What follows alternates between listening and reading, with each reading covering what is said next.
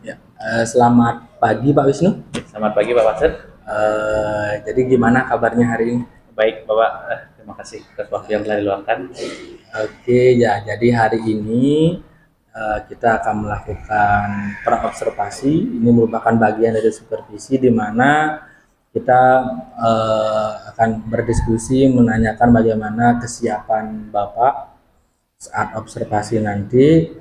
Tentunya juga selain melihat persiapan dan juga tentunya agar Bapak bisa lebih percaya diri nanti saat di kelas dan lebih mantap mungkin saat mulai pembelajaran.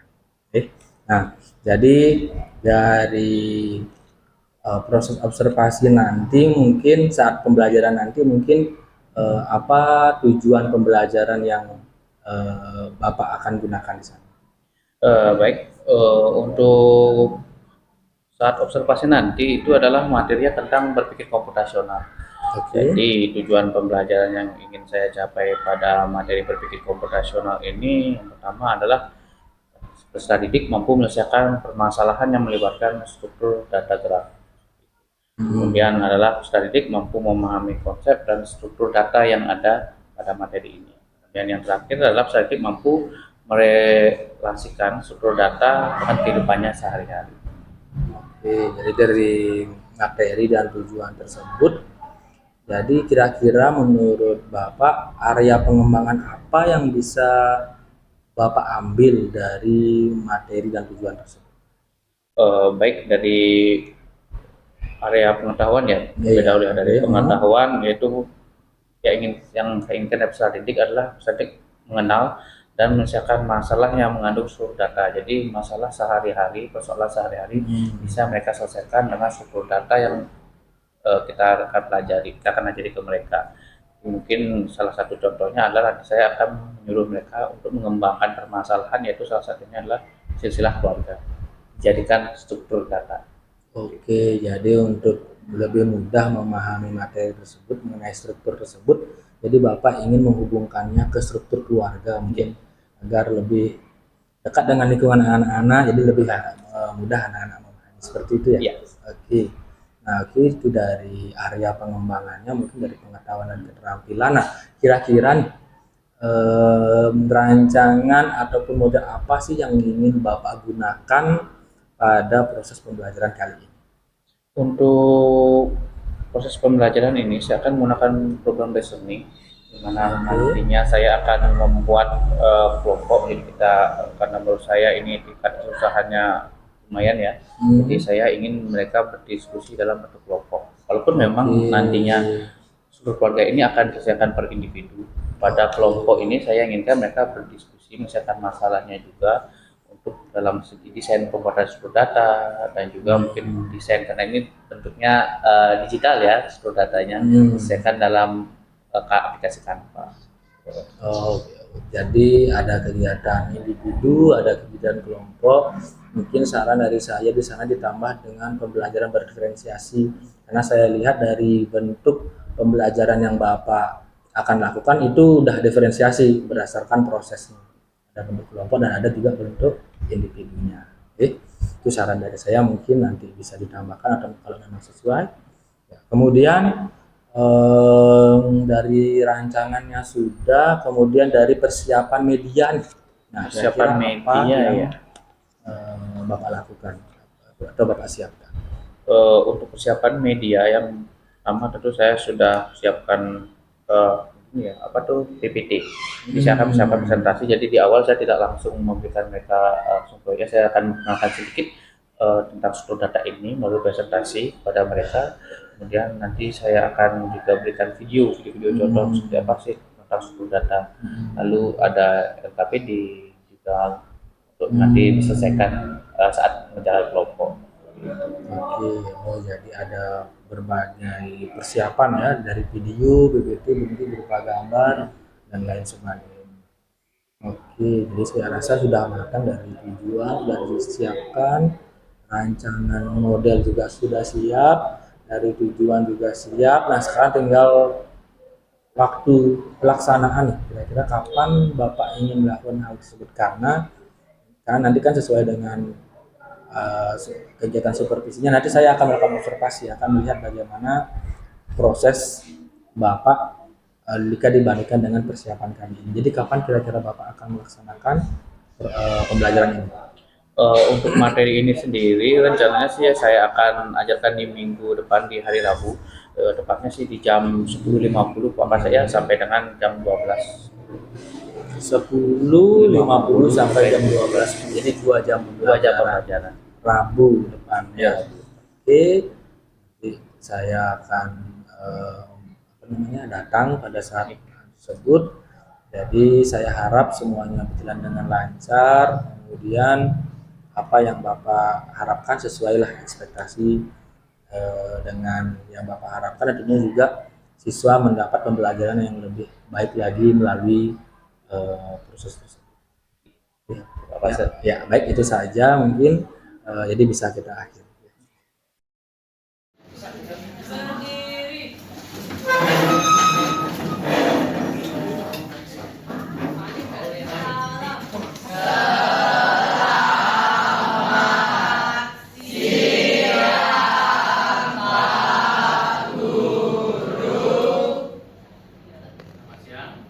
Orang Panjali. Silakan dulu semua.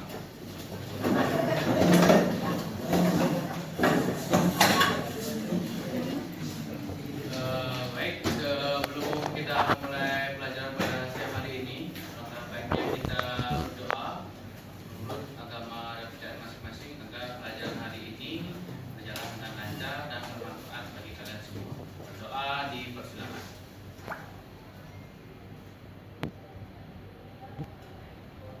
Berdoa selesai. Oke, jadi hari ini ya, sesuai yang Bapak bilang sebelumnya, hari ini kita akan masuk ke materi berpikir komputasional. Di materi berpikir komputasional ini, adapun tujuannya adalah yang pertama itu adalah kalian mengenal dan menyelesaikan masalah yang mengatur struktur data pohon atau bahasa Inggrisnya tree dan struktur data graf. Dan yang kedua, tujuan dari pembelajaran berpikir komputasional ini adalah kalian mampu membuat dan mengenali pola dari soal yang didasari oleh operasi logika dan menyelesaikan soal terkait operasi logika yang lebih kompleks dari materi kalian di kelas 8 ataupun kelas 7 sebelumnya. Nah, kalian kan di kelas 7 kelas 8 itu sudah pernah berikan materi tentang mungkin soal berpikir komputasional dari materi Bebras ya, buku Bebras atau soal-soal sebelumnya. Nah, itu di awal juga Bapak sudah memberikan kalian 2 soal sebagai pemanasan. Nah, berikutnya Bapak akan menjelaskan nanti struktur data dan juga memberikan latihan soal kembali. Kemudian yang terakhir adalah kalian mampu menyelesaikan soal yang berhubungan dengan algoritma. Menyelesaikan soal yang berhubungan dengan algoritma ini tentu harus memiliki penalaran logika yang cukup tinggi. Untuk melakukan penyelesaian masalah algoritma ini tidak cukup hanya dengan kita berpikir di kepala kita saja, tapi kita harus juga membuat atau dibantu dengan yang namanya struktur data, baik itu tadi ataupun graf, nantinya agar kalian bisa menyelesaikan masalah yang tingkatnya lebih rumit untuk dihandle oleh pikiran kalian. Itulah tujuan pelajaran berpikir komputasional di kelas 9 ini. Sebelum Bapak lanjutkan ke penjelasan tentang struktur data graf dan tree-nya, ini ada pertanyaan sedikit ya untuk kalian, jadi simak. Pertanyaannya adalah bagaimana sih cara kalian dalam menyelesaikan masalah yang selama ini kalian hadapi? Contohnya nih, hari ini kalian di sekolah diberikan tugas, jadi kalian mendapatkan 4 pelajaran, keempat-empatnya mengharuskan kalian untuk mengerjakan tugas di rumah. Sementara pulang rumah kalian harus les, kemudian mengikuti ekstra ataupun mengikuti hobi kalian. Dari keempat pelajaran ini, 2 pelajaran harus dikumpul besok tugasnya, dan 2 pelajaran lagi akan dikumpulkan 3 hari kemudian. Bagaimana cara kalian menyelesaikan permasalahan itu? Coba, siapa yang bisa? Nah, bilang kalian di Amin saja atau di sekolahnya baru buat soalnya ya, tugasnya ya. Ayo, bagaimana cara kalian memetakan pikiran kalian, atau belum kita kan pikiran kalian bagaimana sih caranya agar ke semua tugas ini selesai. Tapi setelah pulang sekolah saya masih bisa ikut les, saya masih bisa ikut ekstra. Bagaimana? Ada empat pelajaran. Keempatnya memberikan kalian tugas. 2 mata pelajaran harus dikumpul besok. 2 lagi dikumpul 2 hari. Ya, silakan. Berdiri ya.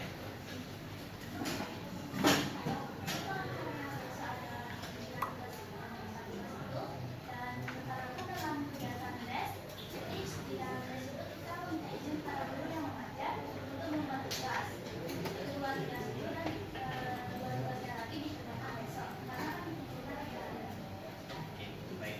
Ada lagi yang punya pendapat? Ada yang punya pendapat lain? Silakan bebas, santai aja berpikir. Silakan bebas kayak gimana cara kalian mengakali pikiran kalian agar semua ini namanya manajemen pikiran. Manajemen pikiran kalian. Ada nggak? Di kelompoknya mungkinlah ada seperti biasa, ada cowok ada ceweknya. Silakan bentuk kelompok, duduk berderet dengan teman kelompoknya. Oke deh, biar nggak ribet ya. Karena kita di laptop, misalnya di kelas tepatnya, silakan kalian buat dengan teman sederet yang ada duduk di bangkunya. Jadi misalkan kita buat 4 kelompok saja, deret sana, tengah, kedua, dan yang di pinggir. Kalian akan membentuk kelompok. Silakan kalian hadapan dulu dengan teman kelompoknya. Sudah siap dengan masing-masing kelompoknya? Bisa ya.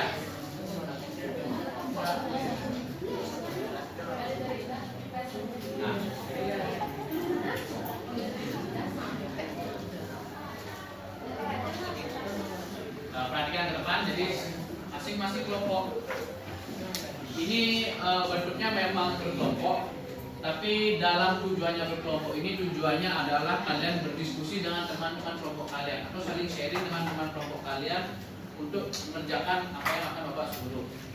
Di sini nantinya tugas yang akan Bapak berikan itu tetap masing-masing orang dalam kelompok itu membuat, ini tidak satu kelompok saja tugas. Tetap satu orang membuat dalam satu kelompok itu semua membuat tugasnya. Hanya kelompok ini digunakan untuk kalian berdiskusi atau mungkin menanyakan permasalahan agar lebih jelas. Kalian punya struktur kelas nggak? Ya. Punya struktur kelas yang ada 2 kelas, bawahnya ada wakil, ada nggak denah struktur kelasnya itu? Nggak punya ya? Oke. Jadi tugas yang akan Bapak berikan kepada kalian adalah tentang struktur data, tapi bukan struktur kelas. Struktur yang kalian buat adalah struktur keluarga kalian masing-masing, atau yang biasa disebut dengan silsilah keluarga. Ada yang pernah dengar silsilah keluarga? Pohon keluarga? Pernah dengar? Jadi masing-masing dari kalian akan membuat silsilah keluarganya sendiri. Jadi tentu silsilah keluarga kalian berbeda. Nah, mungkin silsilah keluarganya yang ini sama, tentu berbeda. Tetapi nanti di kelompok ini kalian akan menentukan seperti apa caranya. Mungkin ada yang belum paham, temannya bisa saling sharing dalam satu kelompoknya. Atau kalian mungkin ingin menggunakan desain dari bagan atau struktur keluarga kalian, atau kelompok satu desain sama, oke sama. Atau desain maksudnya desain background, desain bentuknya ya, bukan desain keluarganya. Dan mungkin satu kelompok sama semua keluarganya. Saya kalian bubar ya. Di sini yang Bapak inginkan, kalian membuat struktur keluarga kalian itu di Canva. Jadi jangan digambar, jangan ditulis. Kalian membuatnya di Canva. Maksimal yang paling atas dari struktur keluarga kalian adalah kakek dan nenek kalian. Ada yang di sini tahu sampai buyutnya? Tahu leluhurnya? Oke, maksimal sampai kakek dan neneknya ya. Kakek nenek dari ibu dan ayah. Siapa tahu ada dari kalian yang berinspirasi mana betul bisa kayak gini. Dari kamu ya tahu. Mungkin ada yang tahu sampai leluhurnya bisa kayak gini. Ini salah satu contoh struktur keluarga.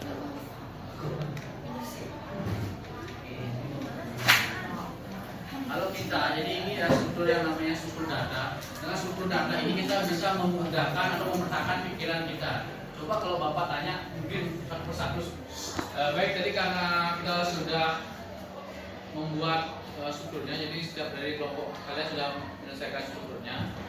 Bapak ingin perwakilan satu orang dari masing-masing kelompok untuk maju ke depan mempresentasikan desain yang sudah kalian kumpul pada link Google Drive tadi. Jadi satu orang dari satu kelompok itu silakan maju ke depan untuk menjelaskan seperti apa sih struktur keluarga yang telah dibuat. Ada yang mau maju sebelum Bapak tunjuk? Oke, dari kelompok. Oh ya, tadi Bapak lupa belum memberikan nama kelompok ya. Dari kelompok 1, 2, 3 dan 4. Jadi dari kelompok 3 atas nama Misya. Silakan maju. Siapa? Misya. Bapak agak udah nggak lain.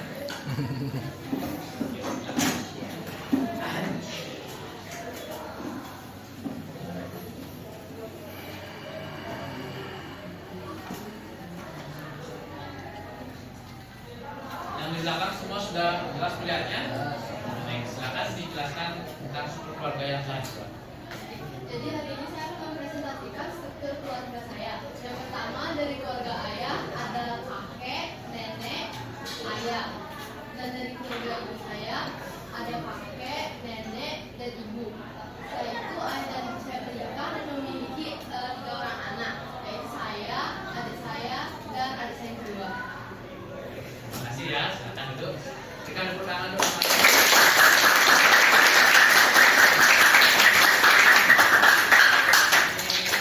Tadi ya presentasi dari keempat kelompok yang sudah maju. Kesimpulannya, jadi tadi Bapak memang sempat menjelaskan sedikit tentang apa inti dari pelajaran ini. Kesimpulannya adalah dengan adanya struktur data ini akan memudahkan kalian membuat penyelesaian masalah yang tidak mampu dihandle oleh manajemen pikiran kalian. Jika nanti kalian kedepannya akan menjadi seorang programmer atau yang membuat aplikasi, kalian akan sering bertemu dengan yang namanya struktur data.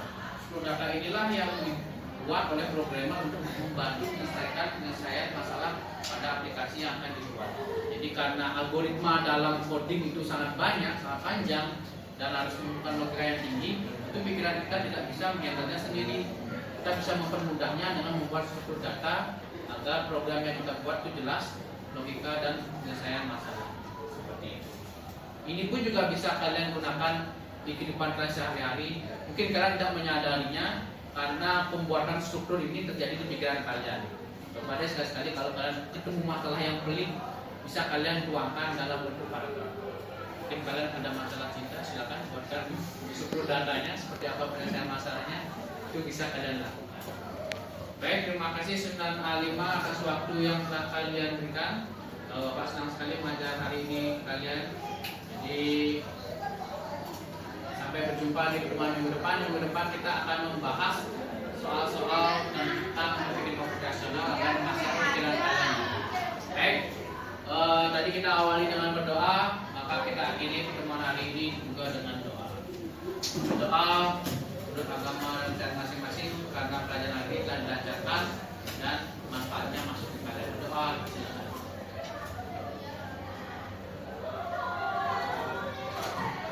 Doa selesai. Silakan matikan komputer dan rasakan tempat duduknya. Kalian sudah boleh silakan. Om Swastiastu.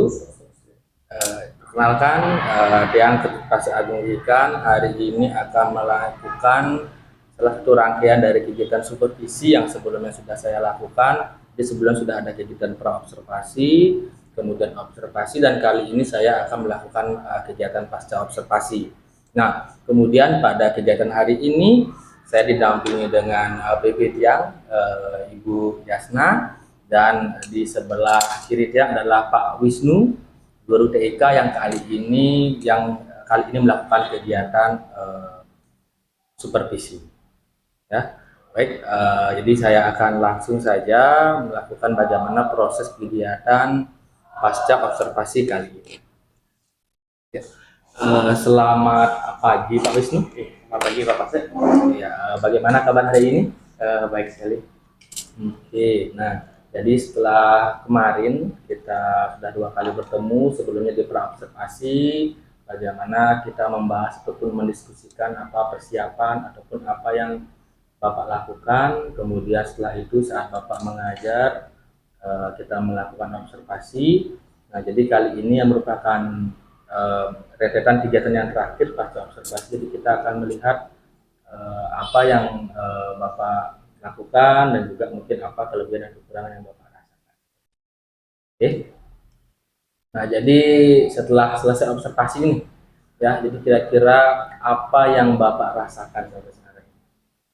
Baik, jadi yang saya rasakan saat setelah observasi ini pertama adalah senang, tentunya senang karena ada yang mengamati bagaimana proses saya mengajar, kemudian senang sekaligus tegang ya Bapak saya. Tegangnya karena saya merasa mungkin takut melakukan kesalahan gitu. Jadi yang selama ini saya lakukan selama pembelajaran, takutnya wah nanti ternyata salah selama ini proses pembelajaran saya lakukan, dari sisi tegangnya. Lebihnya senang saya karena observasi. Nah, jadi saya rasa sudah bagus sekali ya, artinya Bapak sudah senang, walaupun mungkin tidak ada yang manusia yang puas ya dengan kira, tapi tentu ada rasa penasaran juga untuk melakukan hal lebih baik lagi seperti itu. Nah, dari kemarin nih, dari kegiatan observasi, kira-kira menurut Bapak apa saja sih yang sudah Bapak lakukan ataupun Bapak sudah berhasil Bapak lakukan dari persiapan sebelumnya? Untuk tahapan ya untuk melakukan observasi itu di pembelajaran, yang pertama adalah menyiapkan perangkat ajar tentu tahap yang saya lakukan. Jadi pada untuk pelajaran materi berpikir komputasional, khususnya struktur itu saya menyiapkan perangkat ajar. Kemudian saya pada saat pembelajaran itu di pengembangannya saya melakukan pembelajaran yang ke arah pembelajaran berdiferensiasi. Nah, di sana saya memberikan proyek berkelompok, tapi juga kena ke individunya masing-masing. Kemudian di saat pembelajaran yang saya lakukan itu saya memberikan motivasi kepada peserta didik saya. Setiap apa yang mereka lakukan, baik hal kecil apapun, detail apapun, saya tentu akan apresiasi mereka. Jadi apa yang mereka kerjakan tidak sia-sia, di usaha lebih yang mereka lakukan untuk mendapatkan nilai dari saya. Lalu berikutnya mungkin adalah pembelajaran di materi struktur data ini. Saya tekankan lebih ke arah mereka masing-masing, individu masing-masing juga. Jadi saya membentuk kelompok, tapi tetap hasilnya, produknya dari pengetahuan materi struktur data ini arahnya pada individu. Jadi pada saat materi itu, ya Bapak saya ketahui, saya memberikan mereka proyek berkelompok. Proyek berkelompok yang ini adalah membuat struktur data dengan desain atau dengan temanya struktur keluarga atau silsilah keluarga ya istilahnya. Tentu mereka di kelompok ini mereka akan berdiskusi bagaimana membentuk desainnya, bagaimana menurunkan alur dari struktur datanya, silsilah keluarganya. Tapi produknya tentu mereka kembali ke kata diri masing-masing. Dan tidak mungkin kan silsilah keluarganya sama, berbeda ya. Oke, jadi bisa saya pahami di mana Bapak sudah melakukan pertama pemikiran berdiferensiasi ya. Jadi saya lihat dari prosesnya, proses di mana Bapak melakukan kegiatan kelompok, saya lihat kegiatan individu, kelompok besar, kelompok kecil. Nah, kemudian Bapak sudah melakukan motivasi pada siswa, baik dari kegiatan mengapresiasi dan mungkin memberikan semangat agar mungkin lebih giat belajar seperti itu. Kemudian yang terakhir, saya pahami mungkin lebih ke kegiatan yang memang berpusat pada siswa, di mana siswa diberikan kasus ataupun masalah, kemudian pemecahan masalah itu pun dari lingkungan keluarga ataupun lingkungan sekitar dari siswa. Oke, baik, sudah saya rasa sudah bagus sekali. Nah, terus kemudian dari perjalanan kemarin nih Pak, nah, kira-kira ada nggak yang dirasa kurang ataupun kurang puas selama kegiatan pembelajaran kemarin? Bagian saya rasa kurang puas ya. Jadi saya sih mencari contoh ke teman-teman sekolah. Katanya Pak Pasek saya menggunakan contoh ketika mengajar. Jadi adalah yang saya rasa kurang gimana berikan ice break. Nah, jadi ini salah satu hal yang saya lupa selalu saat mengajar ya. Jadi saya sering melihat juga Pak Pasek yang nanti itu sering memberikan ice breaking dan sesuai kemarin saya lupa itu, saya terus dari awal pembelajaran sampai akhir mungkin dirasa satu saat siswa kurang fokus saya terus lewat ya, jadi ice breaking saya kurang waktu itu, kurang melakukan. Dan yang berikutnya adalah manajemen waktu. Jadi tugas yang kita kemarin saya berikan kemarin itu adalah membuat desain tanpa struktur keluarga, itu 2 jam pembelajaran. 2 jam pembelajaran, jadi saya rasa waktunya memang mepet sekali, mereka bekerja berkelompok, jadi bersama agak cepat jadinya ya. Seperti itu. Pada itu mungkin di berikutnya mungkin saya akan setting lagi lah. Berarti dari pengamatan Bapak sendiri bahwa yang pertama mungkin ice breaking ya, walaupun menurut saya tetap itu situasional, bahwa memang saat siswa kurang fokus, saat sudah kelelahan atau bayangan, sangat penting melakukan ice breaking ya. Kemudian yang kedua yaitu adalah manajemen waktu. Jadi dalam belajar, pengalaman saya bahwa dalam melakukan kegiatan kelompok dan mungkin kegiatan diskusi dengan siswa, pasti masalah waktu itu seringkali tidak tepat.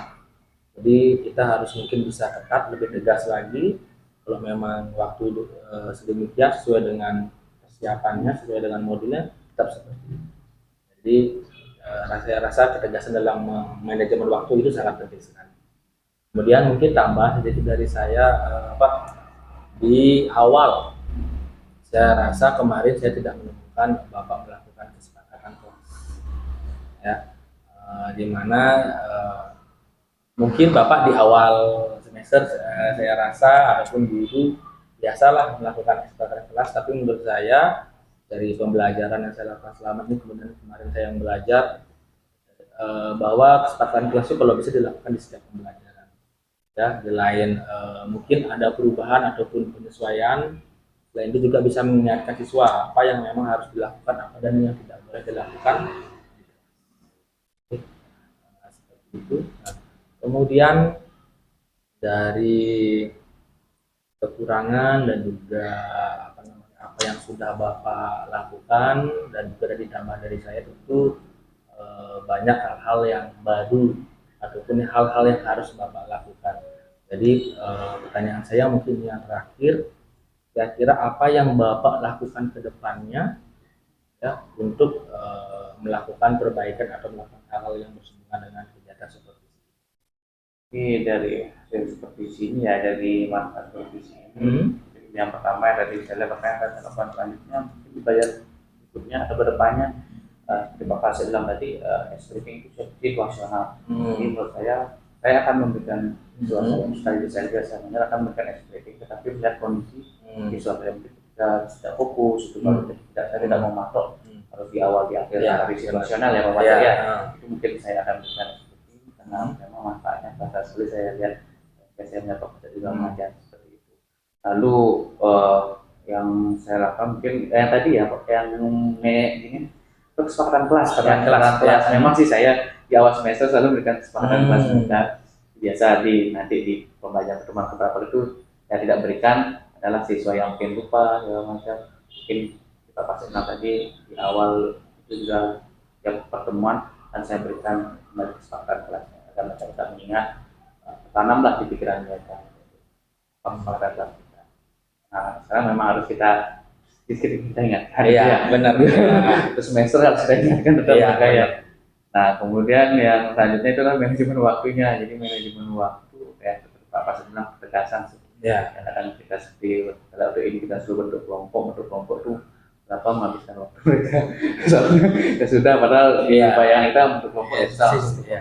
Mereka belum lagi sana kemari. Pak Pas manfaat supervisi ya Pak Pas ini rasa sih pada saat jadi saya mengetahui di mana letak pembelajaran saya yang bisa melakukan agar lebih bagus dan bermanfaat bagi siswa. Oke, lebih baik mungkin itu saja mungkin yang kita bahas dalam kegiatan pasca observasi. Tapi kira-kira mungkin Bapak ada tambahan lagi nggak, artinya mungkin kedepannya mau bagaimana, kemudian setelah ini mungkin ada hal-hal yang ingin Bapak ucapkan untuk kegiatan ini seperti itu. Jadi kegiatan penggerak batik ini ya, saya sekarang bergerak ini ya, jadi kita ini pribadi menurut saya sangat bermanfaat. Jadi membantu, ini banyak mungkin guru-guru yang di luar sana masih terpaku dengan cara lama. Dimana saya sendiri melihat Pak ini kan saya CGP ya, dalam guru penggerak, dan lihat cara mengajarnya itu sudah mengikuti perkembangan strategi sekarang. Itu apa yang dilakukan, jadi seperti tadi LSD menyiapkan perangkat segala macam, itu menurut saya sudah sangat tepat. Jadi kita ini sering diadakan juga ya.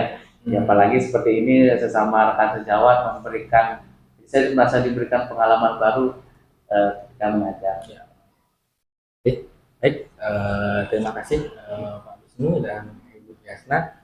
Baik, demikian kegiatan pasca observasi dari kegiatan ini. Jadi setelah kemarin ada kegiatan pra, kemudian observasi, dan sekarang adalah kegiatan finalnya pasca observasi, yang dimana nanti setelah kegiatan ini Pak Wisnu selaku guru ataupun yang dilakukan observasi, jadi akan melakukan proses tindak lanjut setelah kegiatan ini. Baik, demikian dari kegiatan ini, saya mengucapkan terima kasih. Om Santi.